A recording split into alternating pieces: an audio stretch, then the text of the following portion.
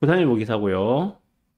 9월 매매량 최대 3,500건 기대, 가을 이사철 반등 기류라는 기사가 있어서 가져왔습니다. 8월 매매량보다 최대 1,000건이 더 늘어났다고 합니다. 3년 11개월 만에 최대치의 거래량을 달성할 가능성이 높다고 이야기합니다. 아파트 매매가도 5주째 보합세를 보이고 있고요. 이달 초 청약단지 경쟁률도 상승을 하고 있다. 그리고 하이엔드의 계약률도 70에서 80%대로 올라섰다. 뭐 남천 서밋이라든지 르엘 리버파크 센텀이라든지 뭐 베뉴브 해운대. 베뉴브 해운대는 뭐 올해 안에 다 완판될 것 같다고 보시는 분들이 많더라고요. 가을 이사철 맞아 부산의 아파트 매매 거래량은 크게 늘어나고 전세 매물은 자취를 감추고 있다. 자, 이대로라면 9월 매매 거래량은 3년 11개월 만에 최대치를 경신할 가능성도 점쳐진다. 아니, 도대체 얼마나 나왔기에? 예. 수미에서 보여드리겠습니다. 다음 주면은 이제 11월 달이니까 다음 주 방송 때 예, 월간 부산 아파트 매매 동향 해가지고 다 점검을 해드릴 건데 오늘 먼저 한번 보시죠. 자, 부산광역시입니다. 부산광역시의 8월달 매매 거래량이 3,100건으로 집계되었습니다. 아파트 투미에서 집계된 거예요. 이게 집계하는 기간마다 그 수치가 조금씩 달라요. 그래서 저는 지금 아파트 투미가 그래도 그나마 가장 좀 공신력이 있다고 봐서 예, 보고 있어서 이걸 참고로 말씀드리는 거예요. 투미에서 보고 있는 9월달 매매 거래. 오늘 이제 10월 29일이니까 내일 모레까지 이제 집계가 되면은 사실상 9월달에 집계는 다 끝나는 거죠, 그죠? 예, 클리어 됩니다. 자, 그러면은 9월달에 매매 거래량이 현재 지금 3,100건 정도로 집계되고 있습니다. 투미에서 볼 때, 예. 지금 올해 1월달만 하더라도, 예, 1,500 몇 건 정도였죠, 그죠? 근데 이게 지금 9월달에는 3,100건이니까 거의 2배 정도의 거래량 상승이 나왔죠. 그죠? 그 사이에는 뭐 2,000건대가 쭉 지속되었죠. 그죠? 2,600건, 뭐 2,800건, 2,700건이 쭉 되다가 9월 달에 3,100건 거래량이 나왔습니다. 자, 이 정도 거래량이면은 부산에서 3,000건이 넘는 거래량이면은 예, 이거는 예, 정상적인 시장으로 회복되었다라고 보셔도 됩니다. 예. 게다가 부산은 지금 아무런 규제가 없는 규제의 무풍지대잖아요. 그죠? 예, 서울 수도권은 뭐 지금 토지거래 허가, 그리고 조정지역, 그 투기과열지역 뽕뽕 묶어놨죠. 그죠? 뽕뽕 묶어놨는데, 부산은 예, 규제의 무풍지대입니다. 예, 지금 3,100건이 넘는 거래량이 나왔다. 3,000건이 넘는 거래량이 이렇게 나온다는 것들은, 예, 부산 아파트 매매 시장은 이제 정상적인 수준으로 돌아왔다라고 보시면 됩니다.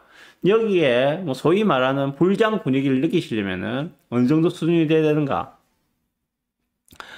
어느 정도 수준이 돼야 되는가? 제가 잠깐 보여드릴게요. 자, 21년도에 부산시의 아파트 거래량 어느 정도였는가 보십시오. 4,000건 넘었죠, 그죠? 21년도 5월 달에 4,000건이 넘는 거래량들이 나오고 있습니다. 뭐 3,000건 넘는 건 기본이고, 그죠? 3,000건, 3,000건대, 4,000건대, 4,000건대. 이렇게 쭉 나오죠, 그죠? 21년도에 했습니다.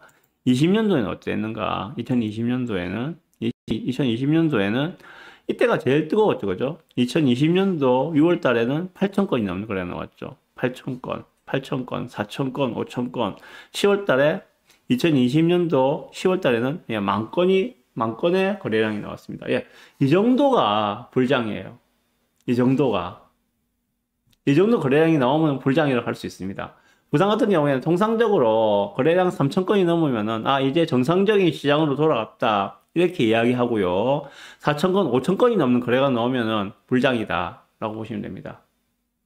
근데, 현재의 거래량으로는, 현재 25년도, 뭐 9월 정도 거래량이 지금 나오는 게, 예, 3,000건이 넘는 수준이니까, 아직 불장은 아니다. 불장은 아니다. 예, 이제 정상적인 하락을 끝내고 이제 예, 상승 초입으로 들어와서 정상적인 시장으로 돌아왔다. 좀 이렇게 보시면 될 것 같아요. 예, 요걸 보다가 까지 말씀드렸는데 조금 더 말씀을 드리면 현장에서의 기대감은 더 커지고 있다.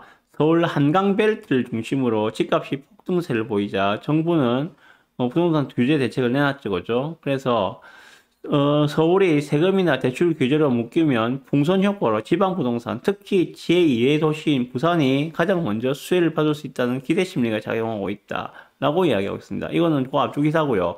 같이 이어서 보실 게 이건데요. 뭔가 하면 자, 부산 아파트값 숨고르기 서울은 최고치 상승이라는 기사가 있는데 같이 말씀드릴게요.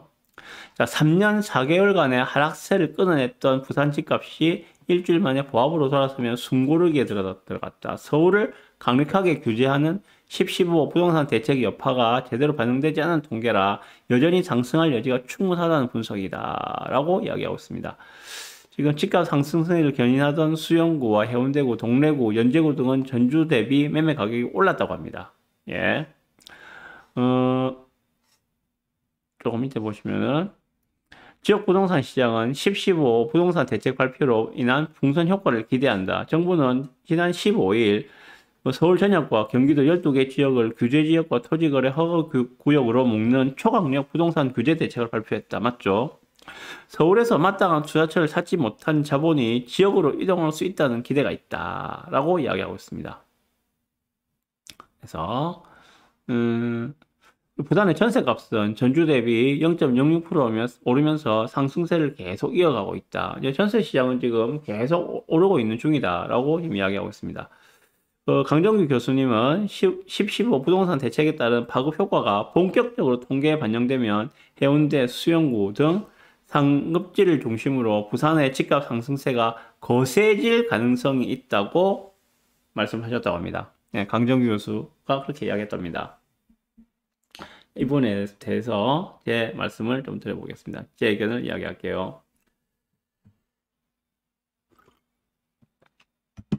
자, 팩트는 보셨다시피 9월의 거래량은 3천 건이 넘었습니다. 올해 최대의 거래량을 보이고 있고요. 10월달 거래량 한번 볼까요? 지금 현재까지 집계된 10월달 거래량, 부산시의 10월달 거래량은 이제 10월달은 오늘 29일이니까 11월 말이 돼야지 10월달 거래가 최종 집계가 될 거예요. 근데 지금 현재까지의 10월달 거래량은 2천 건이 넘었어요. 2천 건이 넘었습니다. 이 정도 추세라면은 3천 건 조금 안 되는 수준까지는 거래량이 나올 것 같아요. 그럼 9월과 10월이 지금 특히나 10월 달에는 추석도 있었잖아요. 그죠? 추석 연휴가 제법 길었잖아요. 그럼에도 불구하고 지금 그 10월 말 현재까지 거래량이 2천 건이 넘었다는 거는 요거는 거의 3천 건에 육박하는 거래량이 나올 수 있다라고 보셔도 돼요. 대단하거든요, 지금. 그러니까 확연하게 지금 거래가 많이 늘고 있다. 그러다 보니까는 우리가 흔히 알고 있는 9억대, 10억대 이상의 아파트들은 소위 말하는 대단지 브랜드 신축 이런 애들은 이미 앞자리가 다 바뀌었어요. 9억대는 10억대로, 10억대는 11억대로, 11억대는 12억대로, 14억대는 15억대로 앞자리가 싹 다 바뀌었습니다. 이미 다음 주에 말씀드리겠지만은 단지별 거래량 논의에서 부산시에서 9월달 10월달로 한정해서 보게 됐을 때 1위가 삼익빛인데 2위가 지금 동래 레미안 아이파크거든요. 동래 레미안 아이파크 지금 인기가 대단해요. 거의 올해 그 전체를 통틀어서 가장 거래가 많이 된 아파트가 동래 레미안 아이파크가 아닌가라는 생각이 들 정도로 동래 레미안 아이파크 인기가 상당합니다. 지금 보면은 대연 레전드 마찬가지예요. 어마어마한 인기를 자랑하고 있습니다. 이거는 다음 주에 말씀드릴 거고 지금 말씀드렸던 요런 단지들이 지금 앞자리가 다 바뀌었다 하는 것을 현지 부동산에 전화해 보시면은 아마 아실 수 있을 겁니다. 어쨌든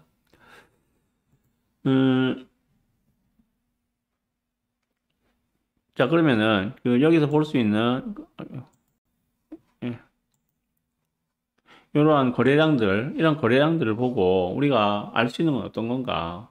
사실상 이제 그 기사에서 보시다시피 3년 몇 개월의 하락장을 사실상 마무리하고 상승으로 턴했다는 시그널로 보시는 게 맞지 않겠는가? 이 3천 건 넘는 거래량들이 의미하는 거는 그런 의미가 아닌가라고 생각합니다. 앞으로 가격이 더 떨어질 거라 생각하는데 매수한 사람은 없겠죠. 그죠? 자, 그러면은 좀 이 상황에서 좀 돌이켜볼 필요가 있는 게 그런 겁니다. 자, 그러면은 부산이 3년 몇 개월 동안 3년 몇 개월 동안 딱 하락을 했다고 하는데 하락의 원인이 무엇이었는가? 그럼 왜 지금 이런 상승이 나오고 있는가? 왜 지금 하필 지금 이 시점에 상승이 나오고 있는가? 그럼 이전에 하락은 어떤 원인이었기에 그 원인이 제거됐기 때문에 지금 상승이 나오고 있다는 이야기 아닙니까? 자, 그럼 그 이전에 하락의 원인은 무엇이었는가? 돌아볼 필요가 있겠죠. 자, 그럼 크게 두 가지 보시면 돼요. 3년이 넘게 이어졌던 부산 아파트 시장의 하락 원인은 크게 두 가지였습니다. 첫 번째, 급격한 금리 인상이었죠. 이거는 부산만의 문제가 아니었죠. 그죠? 전국적으로 공통된 현상이었습니다. 전국적으로 아파트 가격이 30%가 하락을 했어요. 서울, 강남 말할 것도 없습니다. 30%가 하락을 했습니다. 강남에서조차. 그게 급격한 금리 인상의 어마어마한 파워였습니다. 그 당시만 하더라도 금리가 모든 것을 결정하는 듯한 분위기였죠. 네. 한국의 기준금리 0.5에서 4.5%까지 쫙 끌어올렸잖아요. 불과 몇 달 만에, 1년 조금 넘는 기간에. 미국 더 했죠. 그런 상황에서 자산 시장이 녹아내렸죠. 아파트 시장도 마찬가지로 녹아내렸죠. 그래서 전국적으로 30% 정도의 아파트 가격 하락이 나왔던 가장 큰 이유, 첫 번째가 급격한 금리 인상이었습니다. 자, 그럼 두 번째 원인은 뭡니까? 두 번째 원인은 부산이 3년 넘게 하락했었던 두 번째 원인은 입주 물량이었죠. 21년도, 22년도, 24년도, 23년도까지 입주 물량 터져 나왔거든요. 연간 3만 세대 혹은 3만 세대가 넘는 입주 물량들이 3년간 이어졌습니다. 어마어마했거든요. 가장 대표적으로 기억나는 게 22년도 9월달인가? 23년도인가? 지금 22년도로 기억됩니다. 22년도 말. 그 당시만 하더라도 그 연지 레미안하고 이편 세상 시민공원하고 얘들 입주할 시기였거든요. 정말 입주 물량이 터져 나갔어요. 입주 물량 터져 나갔습니다. 한 달, 9월달 한 달만 하더라도 진구에 입주 물량이 거의 뭐 6천 세대 정도가 입주 물량이 들어갔었거든요. 부산 진구에만. 어마어마했습니다. 발에 채는 게 전세였고, 전세값은 하염없이 떨어졌어요. 그러한 입주 물량 과다 구간이 이제 24년도에 거의 보합으로 돌아서면서 25년도부터는 본격적인 입주 물량 부족 구간에 들어왔다는 것들입니다. 제가 먼저 말씀드리지만 25, 26, 27, 28년까지 연간 1만 세대 조금 넘는 수준의 입주 물량이 들어옵니다. 그것도 에코 델타 시티를 포함해서 1만 5천 세대가 채 안 되는 수준의 입주 물량이 매년마다 들어옵니다. 그 앞에 입주 물량 과다 구간에 비해서 거의 절반 수준으로 입주 물량이 줄어서 들어오는 기간이 4년이에요. 25, 26, 27, 28. 이제 막 그 초입에 들어섰다는 이야기입니다. 자, 그러면 부산이 그렇게 하락했던 그 원인 두 가지 말씀드렸는데, 급격한 금리 인상. 그 당시에는 한국의 기준금리 4.5%였어요. 그죠? 4.5%. 3.5%. 오늘 말이 자꾸 건너오는데, 3.5%였는데, 지금은 2.5%로 이제 금리가 내려왔죠. 금리가 내려왔고, 금리도 계속적인 금리 인하가 예상이 되고 있습니다. 터져나갔던 입주 물량은 이제 모두 종결을 짓고, 지금부터는 본격적인 입주 물량 부족 구간으로 들어갑니다. 언제까지? 28년까지. 26, 27, 28, 앞으로 3년 남아 있습니다. 하염없이 아파트 가격이 떨어지던 그 시기와는 정반대되는 형상이 이제 앞으로 우리의 3년을 기다리고 있다는 것으로 생각하시면 됩니다. 그래서 부산에 3년이 넘게 지속되던 아파트 가격 하락을 주도하던 그 원인 두 가지가 모두 사라지고, 이제는 아파트 가격이 상승할 수밖에 없는 그러한 요인들만 남아있지 않은가라고 생각이 듭니다. 이러면 꼭 하시는 이야기가 그런 것들이거든요. 아니, 노인과 바다뿐인 부산에 누가 아파트를 사? 이런 분. 두 번째, 아니, 경기가 이렇게 안 좋은데 누가 아파트를 사? 이런 분. 그래서 아파트는 결국 안 오를 거야. 라고 하시는 분들. 딱 1년 뒤에 봅시다. 1년 뒤에. 그 말씀이 맞는지, 제 예상이 맞는지, 1년만 이따가 봅시다.